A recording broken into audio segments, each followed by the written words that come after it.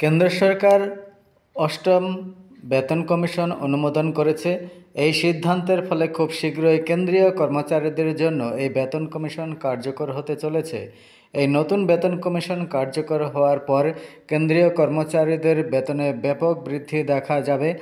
নতুন কমিশনের আওতায় লেভেল অনুযায়ী বেতন বৃদ্ধি করা হবে, যাতে পিয়ন থেকে শুরু করে আইএএস কর্মকর্তাদের বেতন বৃদ্ধি পায়।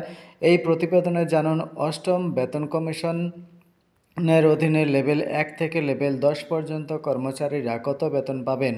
নতুন বেতন কমিশন কবে থেকে কার্যকর হবে? কেন্দ্রীয় কর্মচারীরা গত কয়েকদিন ধরে অষ্টম বেতন কমিশনের সুপারিশ কার্যকর হওয়ার জন্য অধীর আগ্রহে অপেক্ষা করছেন। কেন্দ্রীয় মন্ত্রিসভার অনুমোদন পাওয়ার পর আশা করা হচ্ছে কেন্দ্র সরকার খুব শীঘ্রই এটি কার্যকর করবে। জানুয়ারি 2026 থেকে কার্যকর হতে পারে। বর্তমানে কর্মচারীদের বেতন সপ্তম বেতন কমিশনের সুপারিশ অনুযায়ী দেওয়া হচ্ছে, যা 2016 সালে কার্যকর করা হয়েছিল। লাখো কর্মচারী ও পেনশনভোগীরা লাভবান হবেন। কেন্দ্র সরকার কর্মচারীদের বেতন বৃদ্ধি ফিটমেন্ট ফ্যাক্টর এর ভিত্তিতে নির্ধারণ করে। এটি মূল্যস্ফীতি সহ অন্যান্য অর্থনৈতিক কারণ বিবেচনা করে নির্ধারিত হয়। নতুন বেতন কমিশন চালু হলে লক্ষ লক্ষ কর্মচারীদের বেতন বৃদ্ধি ছাড়াও পেনশনভোগীদের পেনশনে বড় ইজাফা দেখা যাবে। বর্তমানে কর্মচারীদের মৌলিক বেতন কত? ফিটমেন্ট ফ্যাক্টর হলো একটি গুণনীয়ক যা কর্মচারীদের মৌলিক বেতন নির্ধারণ করতে ব্যবহৃত হয়। 2016 সালে সপ্তম বেতন কমিশনের অধীনে ফিটমেন্ট ফ্যাক্টর 2.57 নির্ধারিত ছিল। তখন লেভেল 1 কর্মচারীদের মৌলিক বেতন 7,000 টাকা থেকে বাড়িয়ে 18,000 টাকা করা হয়েছিল।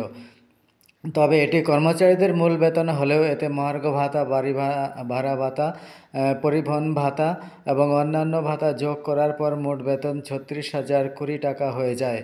অষ্টম বেতন কমিশনের অধীনে নতুন ফিটমেন্ট ফ্যাক্টর কত হতে পারে? অষ্টম বেতন কমিশনের ফিটমেন্ট ফ্যাক্টর 2.86 নির্ধারিত হতে পারে। যদি এটি কার্যকর হয় তাহলে লেভেল 1 কর্মচারীদের মৌলিক বেতন 18,000 টাকা থেকে বাড়িয়ে 51,480 টাকা পর্যন্ত করা হতে পারে। এই বৃদ্ধি লেভেল ভিত্তিক সমস্ত কর্মচারীদের উপর প্রভাব ফেলবে এবং তাদের বেতন এবং পেনশনে উল্লেখযোগ্যভাবে বৃদ্ধি পাবে। লেভেল ভিত্তিক বেতন বৃদ্ধি। লেভেল 1-এ রয়েছে পিয়ন, অ্যাটেন্ডার, স্পোর্টস স্টাফ। বর্তমানে বেতন মূল বেতন হচ্ছে 18,000 টাকা। নতুন বেতন হবে 51,480 টাকা, বৃদ্ধি 33,480 টাকা। লেভেল 2 লোয়ার ডিভিশন ক্লার্ক বা এলডিসি। বর্তমান বেতন 19,900 টাকা, নতুন বেতন 56,914 টাকা, বৃদ্ধি 37,014 টাকা। Level 3 constable skilled staff. বর্তমান বেতন 21,700 টাকা, নতুন বেতন 62,062 টাকা, বৃদ্ধি 40,362 টাকা। Level 4 grade D stenographer, junior clerk. বর্তমানে বেতন হচ্ছে 25,500 টাকা, নতুন বেতন হবে 72,930 টাকা, বৃদ্ধি 47,430 টাকা। লেভেল 5 সিনিয়র ক্লার্ক, উচ্চ পর্যায়ের প্রযুক্তিগত কর্মী। বর্তমান বেতন 29,200 টাকা, নতুন বেতন 83,512 টাকা, বৃদ্ধি 54,312 টাকা।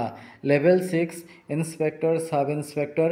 বর্তমানে বেতন হচ্ছে 35,400 টাকা, নতুন বেতন হবে 1,01,244 টাকা, বৃদ্ধি 65,844 টাকা। লেভেল 7-এ রয়েছে সুপারিনটেনডেন্ট, সেকশন অফিসার, সহকারী প্রকৌশলী। বর্তমান বেতন হচ্ছে 44,900 টাকা, নতুন বেতন 1,28,414 টাকা, বৃদ্ধি 83,514 টাকা। Level 8 section officer, assistant audit officer. বর্তমান বেতন 47,600 টাকা, নতুন বেতন হবে 1,36,136 টাকা, বৃদ্ধি 88,536 টাকা। Level 9 deputy superintendent account officer. বর্তমান বেতন 53,100 টাকা, নতুন বেতন হবে 1,51,866 টাকা, বৃদ্ধি 98,766 টাকা। লেভেল 10 গ্রুপ এ কর্মকর্তা, সিভিল সার্ভিস অফিসার।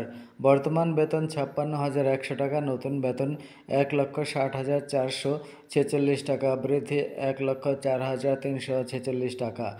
নতুন বেতন কবে থেকে কার্যকর হতে পারে? অষ্টম বেতন কমিশনের অধীনে প্রস্তাবগুলি এখনও সংগ্রহ করা হচ্ছে এবং রেফারেন্সের শর্তাবলী তৈরি করা হচ্ছে। এই প্রক্রিয়া সম্পন্ন হওয়ার পরেই কেন্দ্র সরকার এটি কার্যকর করার সিদ্ধান্ত নেবে। যদি সবকিছু পরিকল্পনা অনুযায়ী চলে তাহলে আগামী বছর থেকে কেন্দ্রীয় কর্মচারীরা নতুন বেতন সুবিধা পেতে শুরু করবে। অষ্টম বেতন কমিশনের সুবিধা।